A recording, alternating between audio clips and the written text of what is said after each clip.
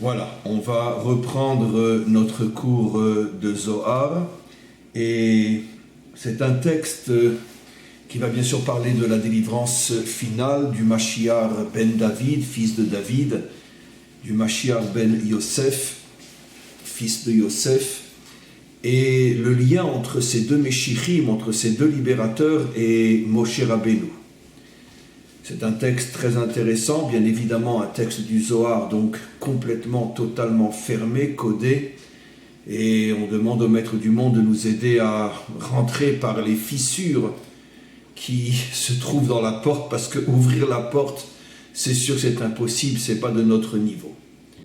Et c'est un texte qui se réfère sur des versets qui sont tout au début de la création, juste avant la création de l'homme, où pour pouvoir créer l'homme, la Torah introduit, disons, ce qui va être sa création en disant que rien n'avait encore poussé sur terre. On va lire le verset ensemble, parce que donc la terre était d'une certaine manière déserte, rien n'avait encore poussé, parce qu'il n'y avait encore pas d'homme pour travailler la terre, et c'est l'une des raisons pour laquelle le Maître du Monde a créé l'homme. Bien sûr, c'est complètement codé, c'est complètement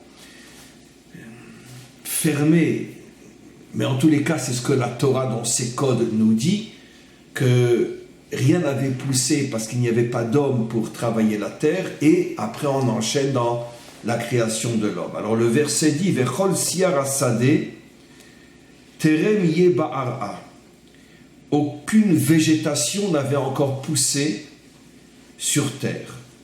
Vechol esev hasadeh terem yitzmar. Aucune nourriture n'avait non plus poussé. Pourquoi? Lama begin ve'adam en la'avod et ha'adama, parce qu'il n'y avait pas encore d'homme pour travailler la terre. Je vais commencer par la fin. Je ne suis pas encore dans le Zohar, mais je vais commencer par la fin, parce que malgré tout, même à notre niveau, avant de rentrer dans les secrets du Zohar, comment lui comprend ce verset, à quoi fait-il allusion, il y a malgré tout une notion très importante qui va nous servir d'introduction pour mieux comprendre ce texte. Comme je le disais tout à l'heure, la Torah semble dire que la raison pour laquelle l'homme est créé, c'est parce qu'il n'y avait pas d'homme pour travailler la terre. Ici, au niveau du décodage, on a quelque chose d'absolument incroyable. Finalement, la véritable définition de l'homme, c'est celui qui travaille la terre. Comme dit le verset, « Ve'adam ayin la'avod et ha'adama » On n'avait pas encore trouvé d'homme qui travaille la terre.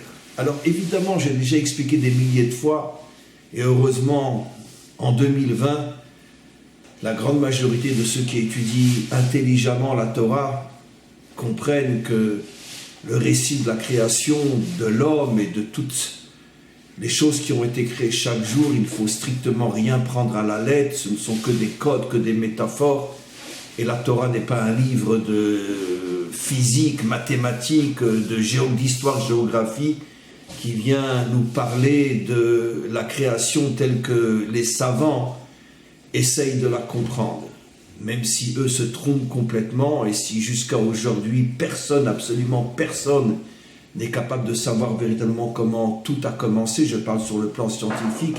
Ils ont beau faire le malin et essayer de nous embobiner avec toutes leurs soi-disant découvertes. Personne aujourd'hui ne sait comment véritablement les choses ont commencé, comment elles ont évolué. Ce ne sont que des théories que l'on déguise derrière des pseudo-affirmations scientifiques, mais celui qui connaît les choses profondément et de l'intérieur sait que ce ne sont que des suppositions et qu'il n'y a absolument aucune véritable preuve scientifique de tout ce qui est annoncé aujourd'hui. À combien plus forte raison que malheur à celui qui prendrait le récit de la création dans la Torah, qu'il le prendrait à la lettre, premier jour, deuxième jour, et que les choses se sont passées comme on le comprendrait sur le plan littéral. Ce ne sont que des codes qui sont codés dans des codes encore plus codés que les codes codés, qui sont eux-mêmes codés dans des codes codés. J'ai déjà rapporté une explication d'un des plus grands maîtres qui explique la Torah, Nachmanide, qui disait qu'en vérité, il ne comprend même pas pourquoi la Torah commence par le récit de la création, parce que comme de toute façon personne ne peut le comprendre, il va même jusqu'à oser dire que finalement ce texte est complètement, on pourrait dire, complètement, non pas inintéressant, je ne trouve pas le mot, il n'est pas nécessaire, puisque de toute façon personne ne pourra le comprendre. J'imagine que l'un des premiers qui commencera à l'expliquer véritablement, c'est le Mashiach lui-même. Donc encore une fois, ici, on ne parle pas de la création de l'homme dans le sens biologique ou dans le sens hystéro-géographique, on ne parle pas de ça. Laissons toutes ces approches-là pour ceux qui n'ont rien d'autre à faire que de perdre leur temps. Ici, la Torah nous transmet des messages d'une importance extrême. L'homme est celui qui travaille la terre. La véritable identité de l'homme est celui qui est connecté à la terre. On le trouve dans la Torah elle-même, puisque la Torah elle-même nous dit que la raison pour laquelle l'homme s'appelle Adam, parce que Adam est la racine du mot Adama, qui veut dire la terre. Ce qui veut dire que l'essence de l'homme, c'est sa connexion avec la terre. Quelqu'un qui ne vit pas en relation avec la terre n'est pas un homme. C'est la raison fondamentale de l'exil, comme je l'ai expliqué dans d'autres cours, essentiellement dans les cours consacrés aux enseignements du Rav Kook. Qu'est-ce que c'est l'exil? C'est la perte totale de l'identité juive, puisque à partir du moment où notre peuple est déconnecté de sa terre, il perd sa véritable dimension adamique et automatiquement, déconnecté de sa terre, il n'est plus que quelque chose en attente de renaissance, comme d'une certaine manière un enfant dans le ventre de sa mère qui n'existe pas encore véritablement.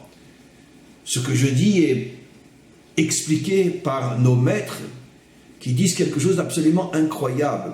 Ils comparent la descente en Égypte et la création du peuple juif en Égypte jusqu'à sa sortie à la fécondation d'une mère aux 9 mois de grossesse et la sortie, la naissance. Alors évidemment, de nombreux commentaires se posent une question, mais enfin quel est le rapport entre l'exil et la naissance d'un enfant? La naissance d'un enfant, c'est quelque chose de très positif. Même la période de grossesse. Là, en exil, quel est le rapport avec une fécondation et une grossesse? L'une des réponses qui est donnée, c'est celle que j'ai expliquée, que finalement, seul à la naissance, l'être véritablement commence à exister, et seulement à la naissance, on lui donne un nom, on lui donne une identité. On sait que dans la tradition juive, même si les parents pensent déjà à un nom avant la naissance de l'enfant, le nom n'est donné qu'après la naissance, et c'est un garçon, le jour de la circoncision. Le jour où véritablement il commence à être un être réel, grâce à la circoncision. Et à ce moment-là, on lui donne un nom. Comme pour dire que jusqu'alors, et à plus forte raison dans le ventre de sa mère, il n'a pas de nom, il n'a pas d'identité. Et c'est ça ce que nos maîtres veulent nous faire comprendre en comparant l'exil à une grossesse. C'est-à-dire que finalement, en exil, nous n'avons pas d'identité. Nous ne sommes pas encore nés, nous n'existons pas. Et pourquoi? Parce que nous sommes déconnectés de notre terre. Et seule la connexion à la terre donne véritablement l'identité du peuple qui est connecté à sa terre. En ce qui nous concerne, nous, bien sûr, c'est la terre d'Israël. Et dès que nous ne sommes plus sur notre terre, nous perdons notre identité. Comme on l'a expliqué dans les enseignements du Rav Kook, je parle de l'identité au niveau de son essence. C'est-à-dire, il y a une dimension dans notre identité en tant que peuple juif, en tant qu'Israël, que nous ne connaissons pas. Ceux qui sont déjà, bien sûr, revenus sur leur terre commencent lentement, très très lentement à retrouver cette identité. Mais en dehors de notre terre, et ceux qui y sont encore aujourd'hui, n'ont absolument aucune connexion avec l'essence réelle et profonde de leur identité en tant que juifs. Et tout ça, c'est en vérité résumé dans un verset, « Ve'adam ayin la'avodeta adama ». Tant que tu ne travailles pas la terre, tu n'es pas encore appelé un homme. Et donc tu es une chose en devenir, comme un embryon dans le ventre de sa mère. Mais tu n'es pas encore un véritable Adam. Tu n'es pas encore un véritable homme. C'est vrai en vérité pour tous les peuples. C'est la raison pour laquelle notre tradition dit qu'il y a 70 peuples. Et aujourd'hui, à l'ONU, on en compte des centaines, beaucoup plus que 70. Parce qu'en vérité, les peuples ne sont pas non plus à leur place. Je ne dis pas que tous les peuples sont déplacés et vivent dans des terres qui ne sont pas les leurs.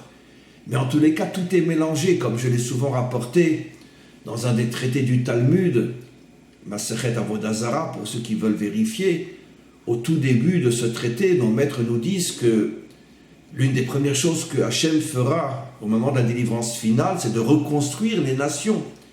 Parce qu'elles seront, dans le texte, Be'irvouvia, complètement mélangées.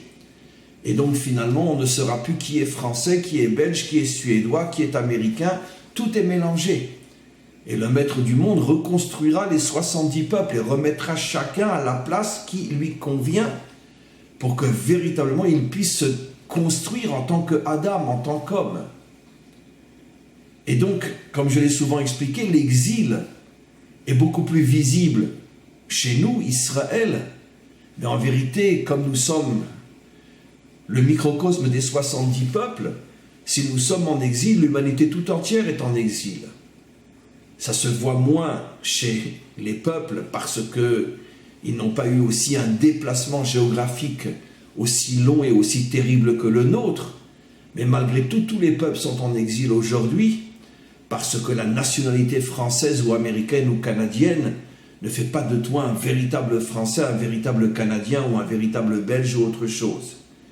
Et la preuve, c'est que l'ONU compte des centaines de peuples, et notre tradition, qui a forcément raison, ne compte que 70 peuples. Donc les choses vont être reconstruites et remaniées d'une manière très très très différente de ce que nous connaissons aujourd'hui, bien sûr.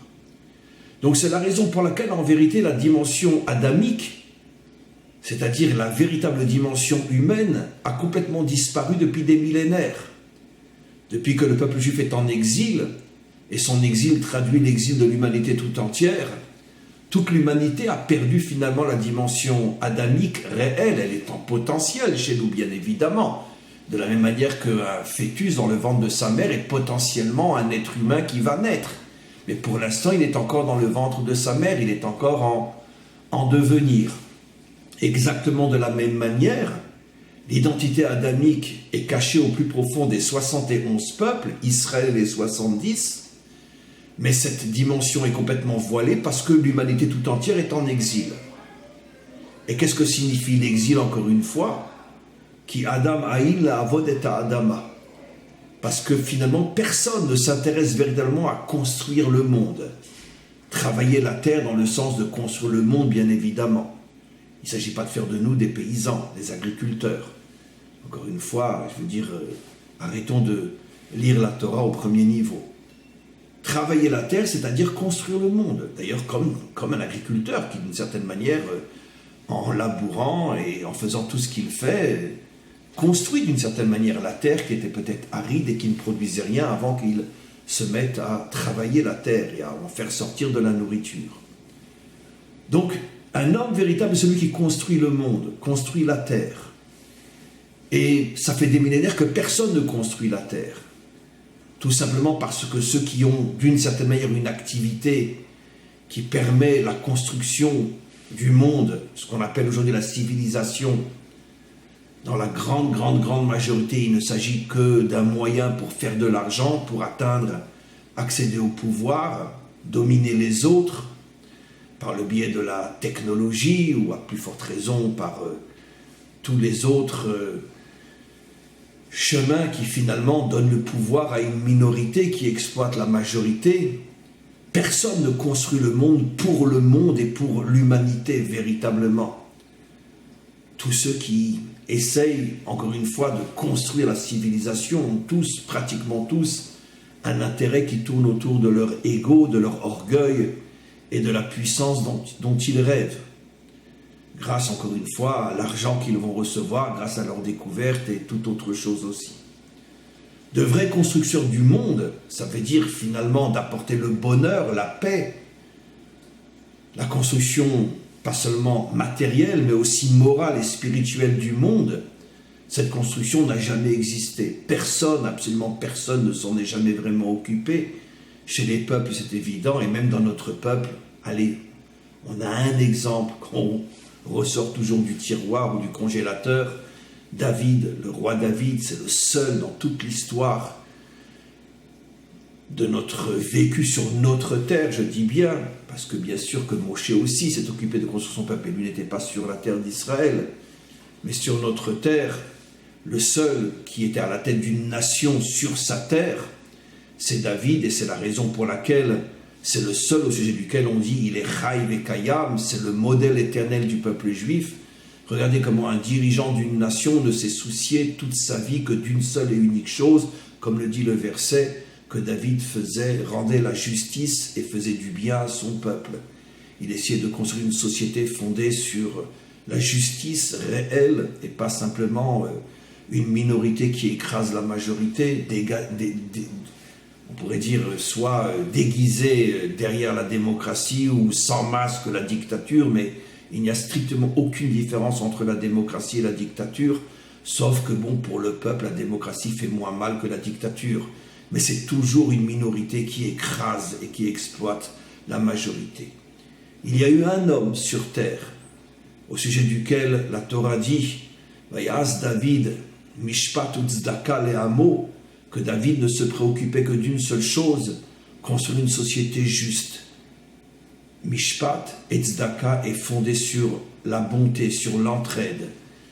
Nos maîtres disent quelque chose d'absolument incroyable. Quand il y avait un jugement entre un riche et un pauvre, que bon, il est possible qu'un pauvre s'est mal comporté vis-à-vis du riche et que David voyait que, justement, d'une manière juste, c'est le riche qui avait raison et qui allait donc demander des dommages et des intérêts aux pauvres et le mettre dans une situation où peut-être il devrait vendre sa tête pour pouvoir payer le riche.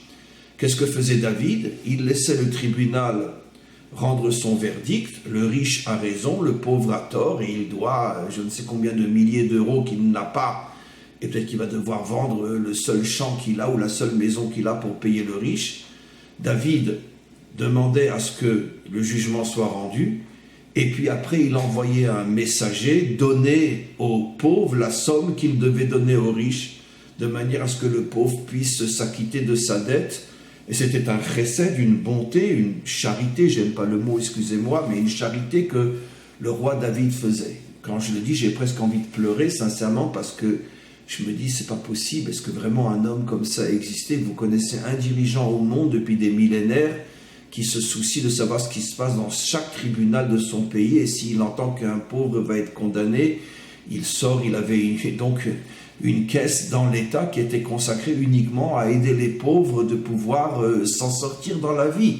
Alors si, et nos maîtres expliquent que si David aidait un pauvre qui a tort, parce que finalement il a oui été condamné, justement condamné, c'est pas, on parle pas d'un faux jugement, et malgré tout David l'aidait. Alors imaginez-vous ce que David faisait dans la vie de tous les jours pour aider les veuves, les orphelins, les femmes seules, les hommes malades, etc. Imaginez-vous ce qu'il faisait. Ça s'appelle un homme qui construit le monde. Mais il n'y en a eu qu'un dans toute l'histoire de l'humanité. Au niveau des dirigeants, je parle, ça ne s'est jamais reproduit. Et ça sera ça le monde de la délivrance finale, où on va retrouver l'identité humaine, parce que les hommes vont comprendre que pour être un homme réellement, il faut construire ce monde sur les bases de la justice, de la paix, de la charité, de la bonté. Et c'est ça véritablement construire le monde. Et c'est la raison pour laquelle Hachem a construit Adam. Alors encore une fois, ne le prenez pas dans le sens de la construction biologique, je ne parle pas de ça, qu'à Dieu ne plaise. Mais c'est la raison pour laquelle il a voulu qu'il y ait un Adam sur terre. pour être celui qui construirait le monde.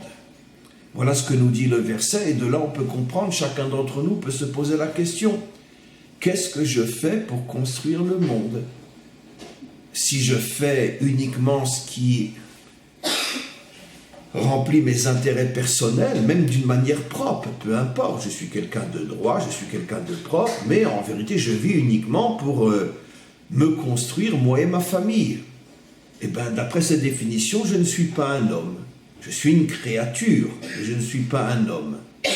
Qu'est-ce que c'est un homme? C'est quelqu'un qui vit uniquement avec le souci de faire quelque chose à l'extérieur de lui pour ceux qui, justement, ont besoin de son aide, ont besoin de son action. C'est ça. C'est encore une fois la raison pour laquelle l'homme s'appelle Adam, pour bien lui faire comprendre que si tu n'as pas une connexion avec la terre, tu n'es pas un homme. Et je résume ce que j'ai expliqué. La connexion se fait de deux manières. La première, c'est d'abord être sur la terre qui te correspond. Tant que tu es en exil, c'est évident que tu n'es pas un homme dans le sens adamique du terme, parce que tu n'es pas sur ta terre. Et une fois que tu es revenu sur ta terre, tu dois maintenant te préoccuper de construire le monde dans lequel tu te trouves, ton peuple, sur ta terre. C'est ça la véritable définition de l'homme. Alors maintenant, on va rentrer dans ce texte du Zohar, bien qu'on y était déjà dans cette introduction.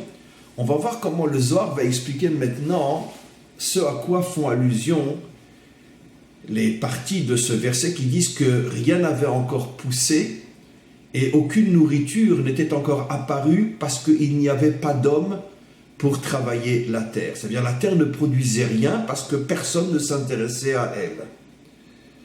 Alors bien sûr, elle produit, quand il y a des créatures qui sont sur terre, je ne dis pas des hommes, des créatures, la terre produit beaucoup de choses. Elle produit la technologie, elle produit des armes, elle produit de l'argent, elle produit des banques, elle produit tout ce qui sert, encore une fois, la minorité qui écrase la majorité.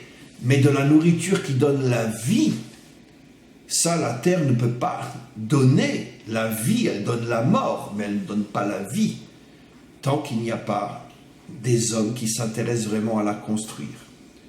Alors regardons maintenant ce que dit le Zohar. Vechol siar hasadeh, terem yeh ba'ara. Rien n'avait encore, aucune végétation n'avait encore poussé sur terre. Le Zohar dit, la végétation qui n'avait pas poussé fait allusion d'un Mashiach Rishon, au véritable Mashiach, Shehu Mashiach ben David, qui est Mashiach ben David. On va voir dans quelques instants pourquoi l'herbe qui ne pousse pas fait allusion au Mashiach ben David, fils de David. Après le verset dit, Vechol esev hasadeh terem yitzmach, aucune végétation mangeable qui donne donc la vie n'avait encore poussé. D'un Mashiach Sheni, ça fait allusion au deuxième Mashiach, deuxième dans le sens, celui qui précède le Mashiach ben David, Aïnou Mashiach ben Yosef, c'est-à-dire c'est Mashiach ben Yosef. Les deux n'ont pas pu encore sortir de la terre. On comprend déjà l'image. Comment se fait-il que le Zohar compare la venue des deux Messies, Mashiach ben Yosef qui précède Mashiach ben David, il les compare à de l'herbe, finalement une terre aride qui n'a encore rien fait pousser. Aucune végétation, aucune nourriture. Vous comprenez pourquoi mon introduction était complètement liée au texte qu'on commence maintenant. Parce que comment le Zohar comprend la relation entre une terre aride de laquelle rien ne pousse et la venue des deux Messies. Mais pour bien nous faire comprendre ce que je ne sais expliquer, c'est que finalement, le Mashiach, les deux Messies, le Mashiach, est un produit de la terre, comme le blé qui est un produit de la terre. Ça veut dire que le Mashiach ne pourra pas venir de l'extérieur de la terre d'Israël. C'est absolument impossible. Parce qu'en dehors de la terre d'Israël, il n'a pas de connexion avec cette terre, il ne peut pas pousser, c'est absolument impossible.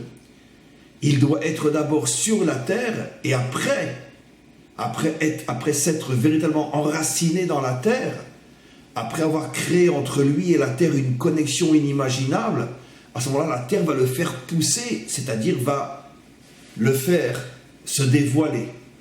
Donc ici, l'allusion est parfaite. Le décodage est véritablement lié au code. Le code, c'est il n'y avait pas de végétation. Le décodage, le Zohar dit, il n'y avait pas de Mashiach. On comprend encore une fois, je me répète, je le sais, que le Zohar va nous faire comprendre la chose suivante. Le libérateur ne pourra en aucun cas être un homme aussi grand soit-il, être un homme qui vient de l'extérieur de la terre d'Israël. C'est absolument impossible. Impossible. On comprend d'ailleurs, je l'ai déjà rapporté, comment parmi les plus grands maîtres de notre histoire, le Baal Shem Tov, le Gaon de Vilna, qui ont tous les deux vécu à une époque qui, d'après toute notre tradition, est sans aucune contradiction, ça veut dire que personne ne contredit cette tradition, comme quoi ce qu'on appelle les temps messianiques ou la préparation à la venue du Mashiach a commencé il y a à peu près 300 et quelques années, justement à l'époque où vivaient ces deux grands maîtres. N'oublions pas que ces deux grands maîtres ont tous les deux, bien qu'ils ne se connaissaient pas, ils ne se sont jamais rencontrés, les deux ont envoyé la plupart, 90% de leurs grands élèves, ils les ont obligés à partir en Israël, à une époque où c'était presque frôler la mort à chaque seconde. C'était très très très dur à cette époque-là. C'était dur aussi en Ukraine où vivait le Baal Shem Tov et en Lituanie où vivait le Gaon de Vilna. Mais c'était quand même moins dur que vivre en Israël il y a 350 ans. Il y avait la famine, il n'y avait rien à manger, c'était les Ottomans qui dominaient le pays et qui écrasaient complètement les Juifs. Et donc, malgré tout, alors que si les grands élèves de ces deux maîtres étaient restés en exil, malgré tout, ils auraient pu enseigner à des milliers d'élèves, etc. Là, ils se retrouvaient dans un pays où il n'y a pas de quoi manger, où il y a très peu de Juifs à cette époque-là. Pourquoi ils les ont envoyés? Parce que les deux savaient que le processus de la délivrance finale commençait en leur temps. Mais ils ne se sont pas uniquement limités à envoyer leurs élèves, comme je l'ai déjà expliqué. Eux-mêmes ont tout fait pour arriver en Israël à cette époque-là. Quand on essaye de réfléchir à ce qu'ils ont essayé de faire, bon, les deux ont été bloqués à Istanbul, mais le Gaon de Vilna était sûr qu'il n'allait pas revenir. Il a écrit une longue lettre à sa femme, à ses enfants, pour leur dire adieu. Il était sûr qu'il arriverait en Israël. Je ne sais pas si vous vous rendez compte de ce que peut signifier un acte pareil, il y a 350 ans, alors que tu es un géant de la Torah, tu as des dizaines de milliers, des centaines de milliers d'élèves à cette époque-là, tu lâches tout pour partir dans un désert où il n'y a pas de quoi manger. Qu'est-ce qu'il leur a pris? Comment on peut imaginer une chose pareille? Mais parce que justement, ils savaient que la délivrance ne pourrait pousser, ne pourrait se dévoiler qu'en terre d'Israël.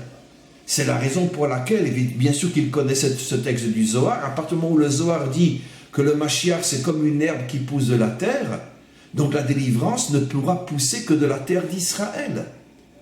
Et même s'ils étaient des géants en dehors de leur terre, ils savaient qu'en dehors de leur terre, ils ne pourraient en aucun cas faire avancer la délivrance finale. Et c'est la raison pour laquelle ils ont voulu venir en Israël, en sachant que même s'ils auraient des milliers d'élèves en moins, même s'ils devraient peut-être affronter tous les jours la mort et les maladies, mais peut-être les quelques mois ou les quelques années qu'ils passeraient en Israël seraient comme une graine qu'ils planteraient dans la terre d'Israël pour préparer la délivrance finale. Ils avaient comme intention finalement de se suicider, mais pour devenir une graine enterrée en Israël, à partir de laquelle la délivrance pourra naître. Eux ont été bloqués à Istanbul, mais grâce à Dieu, et l'un et l'autre ont envoyé de nombreux grands élèves en Israël, et c'est comme ça que finalement le processus a commencé. Je tiens juste à rappeler que à cette époque-là encore, à Jérusalem, la petite communauté juive qui vivait à l'intérieur des murailles, qui existent toujours aujourd'hui, qui ont été construites justement par les Ottomans, par les Turcs. Et les deux premiers qui ont eu le courage, car c'était un véritable danger de mort, de quitter les murailles et de s'installer en dehors des murailles, il y avait les bêtes sauvages, il y avait les brigands, il y avait les tueurs, il y avait surtout quand tu es juif. Les deux premiers qui se sont installés à l'extérieur des murailles, c'était deux élèves du Gaon de Vilna. Ils ont demandé au Gaon de Vilna, est-ce qu'on a le droit de le faire? La Torah nous interdit de nous mettre dans un danger de mort pratiquement évident. Et le Gaon de Vilna leur a répondu, oui, sortez des murailles si les Turcs vous autorisent à le faire. Alors, ils les ont autorisés parce qu'ils se sont dit, dans 1 heure, ils seront massacrés. Ils sont sortis. Et c'est là qu'ils ont commencé à construire les 2 premières maisons. Et le Gaon de Vilna leur a dit, sachez que vos maisons que vous construirez en dehors des murailles seront la racine du Jérusalem qui s'étendra un jour sur des centaines et des centaines de kilomètres. Et c'est ce qu'on voit pratiquement aujourd'hui. Le Jérusalem d'aujourd'hui qui compte pratiquement 1 million de personnes. Et c'est une ville aux dimensions d'Israël immense.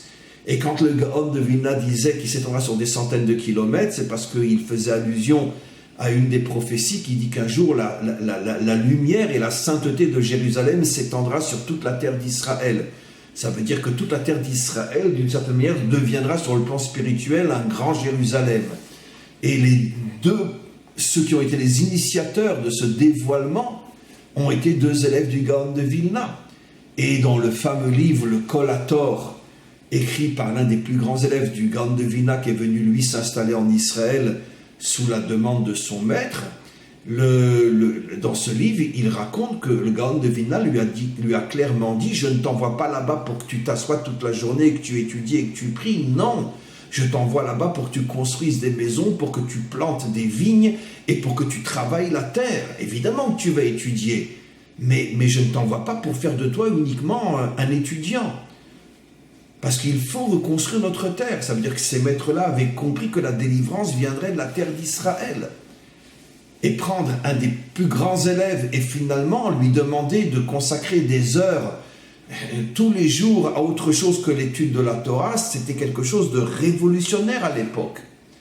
Malheureusement, ce message après s'est complètement perdu parce que comme toujours, quand les grands disparaissent, les petits ou les moyens qui prennent leur place falsifient ou voilent ou annule complètement ce qu'avait été la véritable pensée des grands maîtres. On le voit tous les jours jusqu'à aujourd'hui.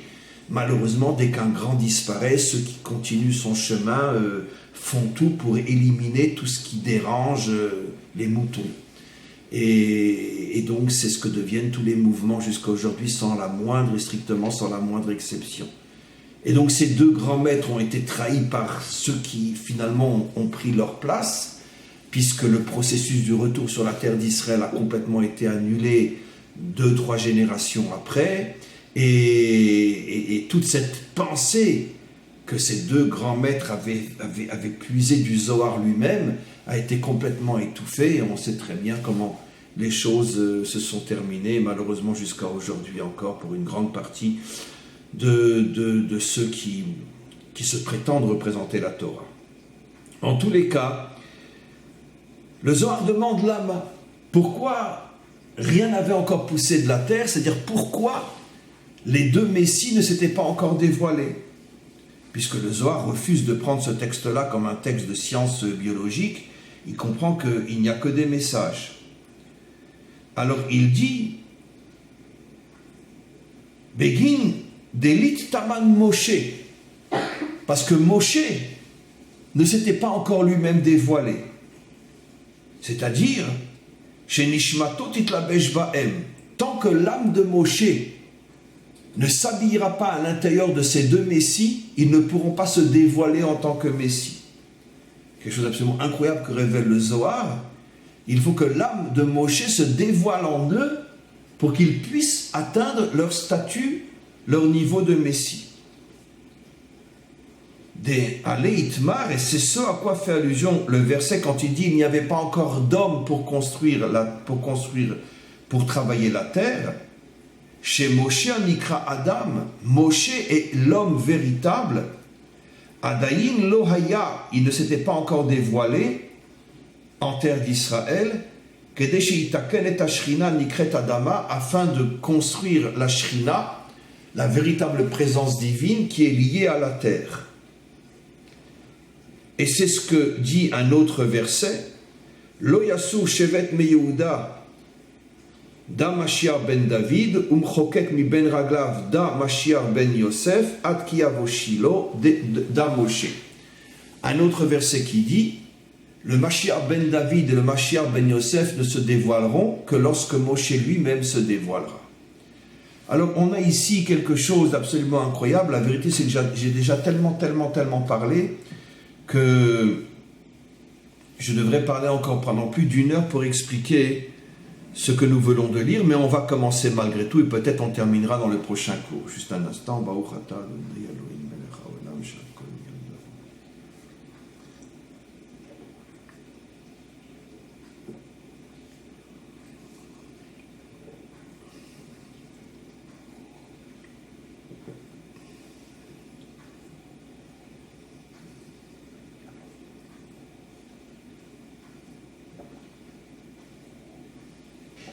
Excusez-moi, j'avais absolument besoin de boire. Quoi qu'il en soit, c'est intéressant que le Zohar dit que l'homme qui construit le monde fait allusion à Moshe.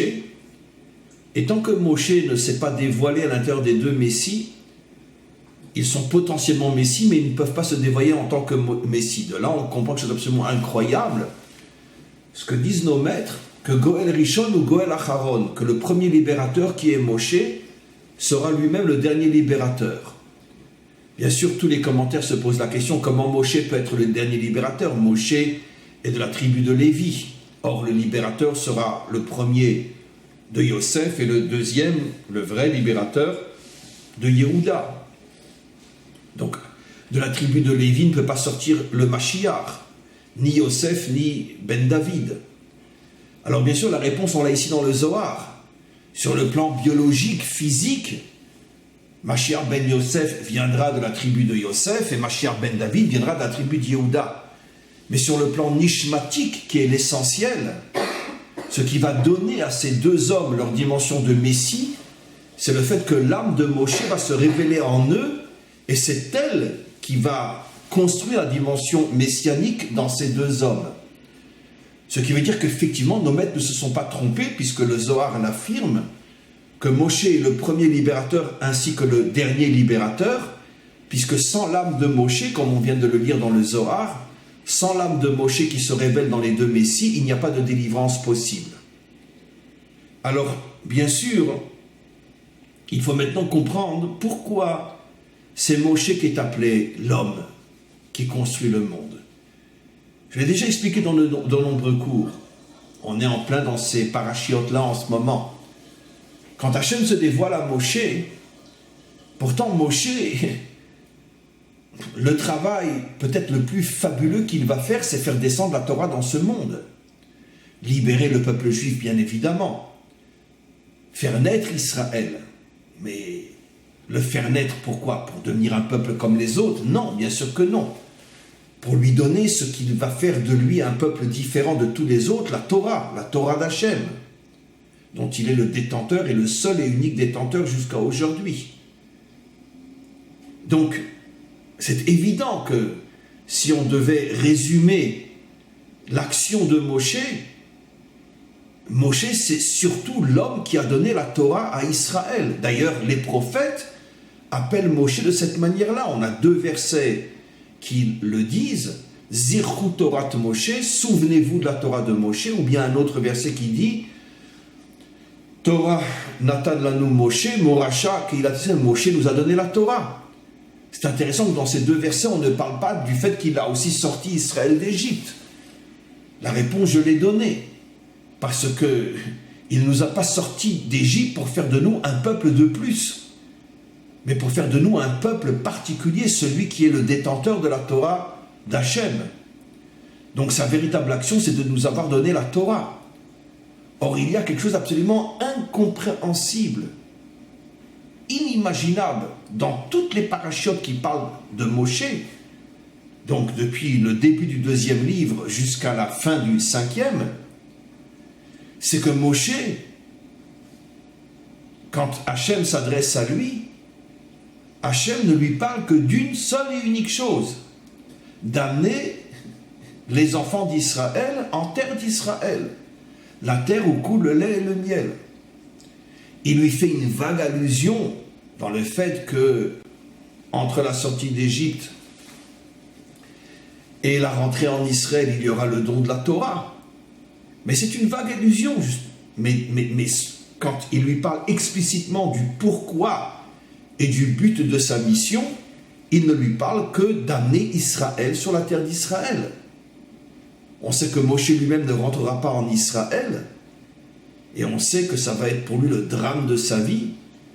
Il va prier des centaines de prières pour demander à Dieu d'annuler le décret. Et d'après notre tradition, il demandera même à Dieu, écoute, c'est quoi, fais-moi rentrer comme un chien, je suis presque que mon âme revienne dans le corps d'un chien. Mais je préfère être un chien qui rentre en Israël que Moshe, le donneur de la Torah, qui meurt en dehors de sa terre, qui ne l'a jamais connu, qui n'y est jamais rentré. Voilà comment nos maîtres osent parler, que Moshe aurait demandé « Je préfère être un chien en Israël que être un Moshe Rabbeinu en dehors de la terre d'Israël. » Ce que nos maîtres diront dans un autre texte, « Mieux vaut vivre dans une poubelle à Jérusalem que dans un château en Babylonie. » Ça, c'est Moshe. C'est-à-dire qu'en vérité, Moshe, tout son être, c'est la terre d'Israël. Et Dieu lui parle le langage qui correspond à sa mentalité. Si Dieu avait dit à Moshe, uniquement tu sors Israël d'Égypte pour leur donner la Torah, c'est sûr et certain que Moshe n'aurait pas accepté. Non, moi je veux être celui qui amène ce peuple sur sa terre. C'est pour ça que le Zohar dit que Moshe, c'est le fameux Adam qui doit travailler la terre. Parce que Moshe est le premier à avoir véritablement compris que la délivrance dépend de la présence d'Israël sur sa terre. Et que tant qu'Israël n'est pas sur sa terre, même s'il a la Torah, il est finalement un peuple comme les autres, car chaque peuple a sa religion. Mais pour que la Torah devienne la lumière de la délivrance, qui répare le monde, qui soit pas seulement une religion céleste, mais un véritable instrument de la construction du monde, il faut pour ça que Israël soit sur sa terre. Ça veut dire que l'âme de Moshe est celle qui a, on pourrait dire dans son essence, toutes les lumières de la compréhension de la relation qu'il y a entre la terre et Israël. Lui plus que tout autre. Le Zohar dit plus que les messies eux-mêmes, puisque eux-mêmes ne pourront devenir messies quand l'âme de Moshe se dévoilera en eux. Et à ce moment-là, ils recevront cette lumière de la connexion incroyable, de cette énergie incroyable qui se dévoile lorsque Israël est sur sa terre. Et seulement cette énergie peut amener la délivrance finale. C'est ça Moshe. On pourrait bien sûr se poser la question, pourquoi cette âme-là a reçu cette connexion avec la terre d'Israël plus que toute autre âme? C'est d'autant plus compliqué que justement, il n'est pas rentré en Israël. Une autre question, c'est, alors pourquoi on a reçu la Torah en dehors de la terre d'Israël? Il y a à ce sujet-là énormément de réponses. L'une que je donnerai dans le cadre de ce cours, c'est pour nous faire comprendre la chose suivante. C'est qu'en vérité, si Moshe a reçu la Torah en dehors de la terre d'Israël, mais que malgré tout, la seule chose que Dieu lui a dit, la seule chose qui est répétée au peuple juif, c'est que je viens pour vous emmener sur la terre d'Israël, il n'aura jamais parlé qu'il les sortait pour leur donner la Torah. C'est qu'en vérité, dans la Torah elle-même, il y a deux dimensions. Exactement comme un être humain qui est d'abord un fœtus dans le ventre de sa mère, qui est un être humain potentiel mais pas encore réel, et après, lorsqu'il naît, il devient un être réel, avec une identité réelle. Exactement de la même manière, le don de la Torah dans le désert fait allusion à la gestation du fœtus dans le ventre de sa mère. Mais la naissance, c'est uniquement en Eretz Israël, en terre d'Israël. Ce qui veut dire que tant que la Torah n'est pas en Israël, elle est comme un fœtus dans le ventre de sa mère. Seulement lorsqu'elle arrive en Israël, à ce moment-là, elle naît véritablement et elle se dévoile véritablement. Mais tant que la Torah n'est pas en Israël, ce n'est pas encore la vraie Torah. Dans un langage plus terre à terre, je dirais c'est la différence entre la Torah galoutique, la Torah de l'exil, et la Torah géoulatique, la Torah de la délivrance. Exactement la même différence qu'il y a entre l'embryon, entre le fœtus et l'enfant qui vient de naître, le bébé qui vient de naître. Ce qui veut dire que là, ici, on comprend que c'est absolument incroyable. Toute la Torah que nous étudions en dehors de notre terre est une Torah embryonnaire qui n'est en aucun cas la vraie Torah. Elle a en elle, bien sûr, toute la potentialité d'une vraie Torah. Mais ce n'est pas la vraie Torah. La vraie Torah ne peut se dévoiler qu'en Eretz Israël. C'est la raison pour laquelle nos maîtres disent « Avira de Eretz Israël markim ». Seulement quand tu es en Israël, l'air, c'est pas à prendre dans le sens l'air qu'on respire, mais l'atmosphère que tu ressens en Israël, c'est seulement cette atmosphère-là qui te donne la sagesse. Et donc, on comprend maintenant pourquoi Moshe voulait absolument rentrer en Israël. Pourquoi il n'a pas parlé aux enfants d'Israël du fait qu'il allait leur donner la Torah alors que Dieu lui avait dit au moment du buisson. Pourquoi tu ne leur dis pas? Parce que Moshe savait très bien que cette Torah-là, ce n'est pas encore la vraie.